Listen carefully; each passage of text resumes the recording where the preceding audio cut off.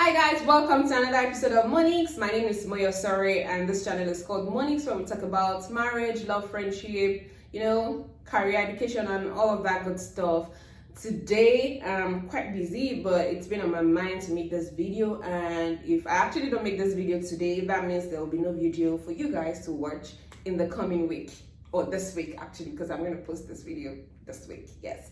So from the topic, I will be discussing with you the unique ways I try to resolve conflicts in my marriage.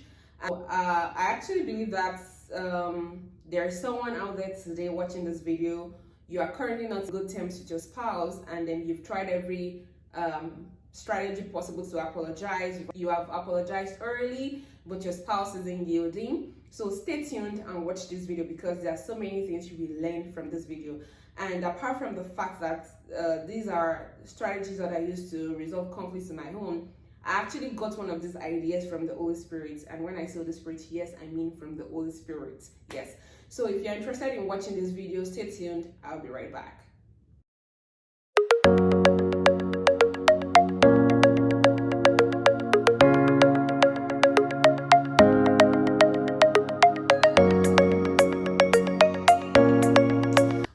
Guys, so there are times that you quarrel with your spouse, and then your spouse might be the type that is just tired of your oral apologies. Like, you come to say you're sorry, but they know that you're actually not sorry, because you really don't mean that sorry. You really don't mean it. So there comes a time you offend your spouse and they're just out there and they're like, I'm done. I'm just done. Not like done to divorce you, but done talking to you for the meantime. Maybe they're just ready to just, stop talking to you for like a week or 2 weeks. These things happen. One thing I need to state here is that don't be deceived. Some people will tell you that they don't fight in their marriage, they don't quarrel, they don't argue. These are all lies. All big lies. Please keep all those lies to yourselves. We know that couples fight. Real, genuine, loving couples fight. They argue, they disagree. But the thing is that couples disagree to agree, they agree to disagree, they fight, they resolve, and there is peace in the home. So that is one key thing you should note if you are yet to be married. You should note that. You will argue with your spouse, you will disagree to agree, you will agree to disagree, but you will agree and make peace in the end. So in the event that you've had a quarrel with your spouse, and then you've apologized early, but the apologies aren't working. So I have a few points to share with you today. I think I have about 4 or 5 points, but I'm going to start with the one that the Holy Spirit actually gave me in my own marriage. Yes. So recently I did have an issue with my spouse, not like a big issue, but we just argued over something very flimsy, and I was not ready to me, I was right, and to him, it was right. So, of course, when you quarrel, you feel like you're the right one, although sometimes you know that you're wrong. But in this case, I felt like I was right, and my spouse also felt like he was right. So the mistake we both made in this case was that we did not apologize to each other immediately. And the thing with relationships is that if you quarrel, if you argue, and you don't apologize to each other immediately, there's a tendency for that argument or for that fight to linger. To linger for a while. So we both made the mistake of not, resolving that quarrel immediately, and then it lingered for some time. So while it lingered, a part of me didn't want to resolve the conflict. A part of me wanted to continue, just to show my spouse Pepe, just to make him realize that, guy, you are the one who is wrong. You should apologize to me and all of that. So the quarrel lingered for some time. So it got to a point where the devil telling me to do some things, like do this thing so that he can feel bad, do this thing so that he can get mad the more and all of that. But while I was thinking about that thing, the Holy Spirit just told me, this thing is very simple. You should have resolved this quarrel at the moment you had it. So for you to have allowed it to linger, you're actually making the devil happy. Immediately I had that in my spirit, I became gentle. And I was worried. I was really worried. And then the Holy Spirit just told me, Mo, do this and this. And when you do this and this, you will realize that your spouse will calm down and both of you will resolve this conflict. At that moment, I left what I was doing and I went straight to obey the instruction the Holy Spirit gave me. So what is this instruction? So The Holy Spirit told me that I should go and hide my spouse's car keys and his driver's license, because he will not be able to leave the house the next day without those two things. So I did those two things. I hid his car keys and his ID card and his driver's license, and I went to sleep. So in the morning when he woke up, I was already awake. I was just waiting for the reactions and the actions and everything that was going to happen. He had done his regular stuff. He went to where he normally drops the car keys and his driver's license. On getting there, on the table, he looked around. He couldn't find the keys. He couldn't find his driver's license. On which, where I was in the bed, I was just smiling under the duvet. He went to the living room, searched everywhere. At a point, I realized he started scattering everywhere, but I didn't say anything. And after a while, he could not handle it anymore. It just came to me, Mo, where did you keep my keys and my driver's license? And of course, I tried to feign ignorance, like, I don't know what you're talking about. And I was like, your car keys, your driver's license, I don't know what you're talking about. Did you keep your keys with me? Did you keep your driver's license with me? He left. Went on searching and searching and searching. So after about 30 minutes of search, and he didn't find the car keys and the driver's license, he just came to meet me and said, Moyo, I'm not joking with you. Where did you keep my keys and my driver's license? At this point, I was already laughing. And before he knew it, he started laughing as well. And then I was like, I don't have your keys with me. I don't have your driver's license with me. Then, you know what he did? He went to the kitchen, brought a cup of water, and he started sprinkling water on me. Started sprinkling water on me. So after some time, I told him to stop sprinkling water on me, that I had his keys with me and his driver's license, but I was not going to give him those two things until he apologized. And the apology has to be genuine. So to him, it wasn't wrong. To him, it was right, because the argument we had was over something really flimsy. And then he began to tell me that it wasn't wrong, that I was the one who was wrong. And then I told him, you are the one who was wrong, blah, blah, blah, blah, blah. You know, all the trading. He apologized sincerely and genuinely, and I also apologized sincerely and genuinely to him. And that was the end of the quarrel. That was the end of the conflict, and both of us resolved that, okay, henceforth, we would not allow anything to linger. We would not allow any conflict or quarrel to escalate. Rather, we will resolve everything right there without, wasting any time. So the point here is that if you have apologized to your spouse early, or if your apologies are not working, try to hide something that your spouse cannot do without in the morning before they step out of the house. That way, they'll be forced to come to talk to you in the event that they are not saying anything to you. Both of you have been keeping malice. That spouse of yours will be forced to talk to you, because because it will really need, if he really needs that thing, he will definitely ask you, because it will be in a hurry to get that thing. It will be in a hurry, either in a hurry to get that thing or to use that thing, or drive with that thing, or just to use that thing before they step out of the house. So keep something valuable to your spouse, and they will be forced to come to talk to you. And when they talk to you, both of you should apologize to each other genuinely and kindly. Genuinely and kindly, yes. So the next point is this. For some partners, they like food. They like food. So in the event that you've tried everything possible to apologize to them and they're not responding to you, you know the way out already. Just go and prepare a sumptuous meal. Prepare that sumptuous meal. Even though you are angry, try to ignore the anger that you have in you and go ahead to prepare a sumptuous meal. After you prepare the sumptuous meal, serve it and go ahead to place it right in the presence of your spouse. Because they like food, they will not be able to say no. They will not be able to say no.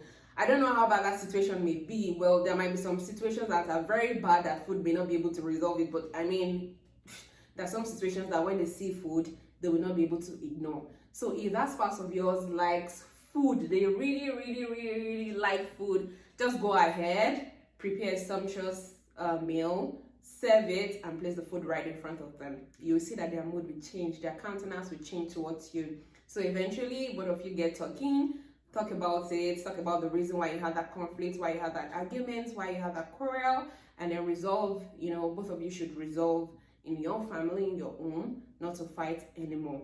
Well, that is another point that I know. Then there's a third across this third option online. I was just going through Facebook and then I saw somebody post something about how they also resolve conflict in their own marriage.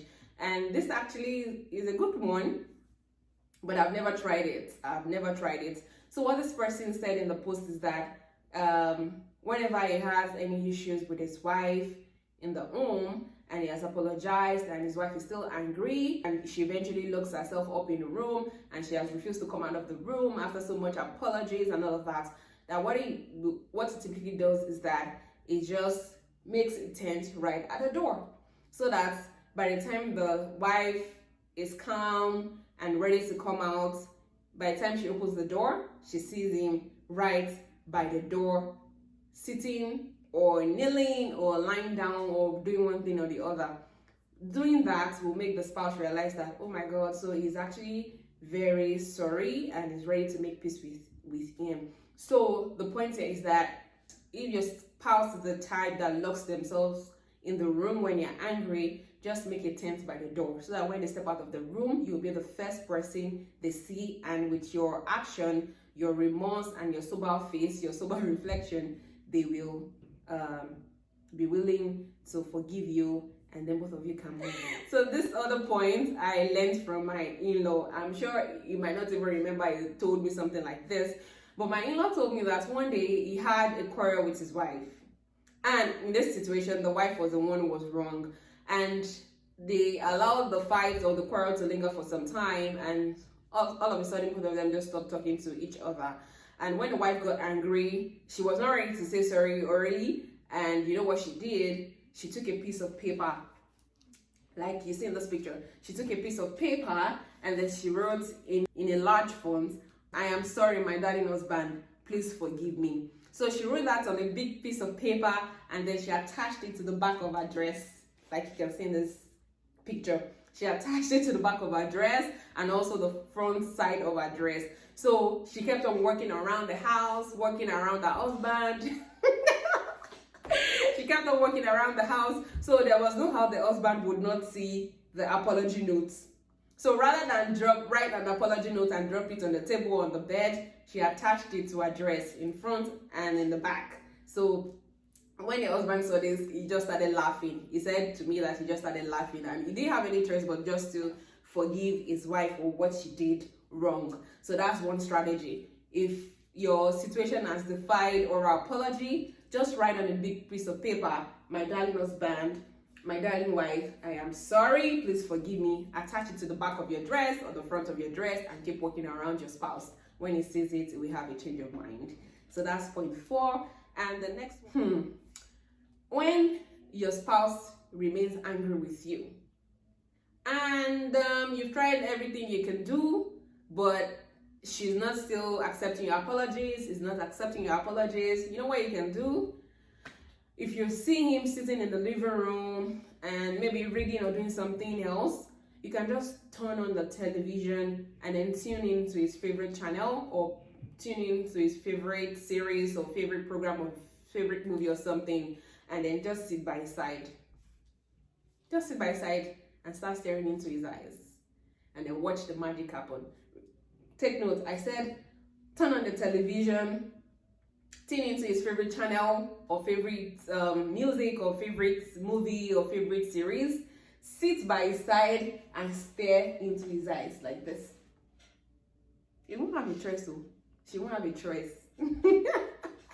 If they are not really mean people, they won't have a choice but smile. And somehow, both of you will just start talking. You just start talking, and then, you know, at that point, you just talk about what happened, the reason why it happened, and just tell them you're sorry, and then also ask them to say sorry to you. Yeah, it's a two-way thing. Tell them you're sorry, and then also ask them to apologize. That should work. That should actually work.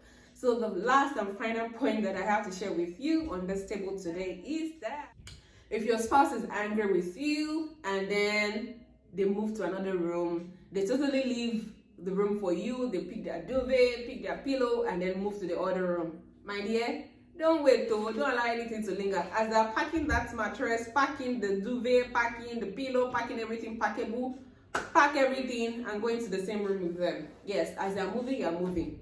As he's moving again from that room to the next room, move with him or move with her. Just keep moving. Before you know it, both of you will just start laughing because you will see that you're actually fighting or arguing or having a conflict over things that are actually not necessary. Even if the thing is really a big deal, by the time you keep moving into the same room as him or her, they will have no choice but to forgive you, and both of you will have peace in your home.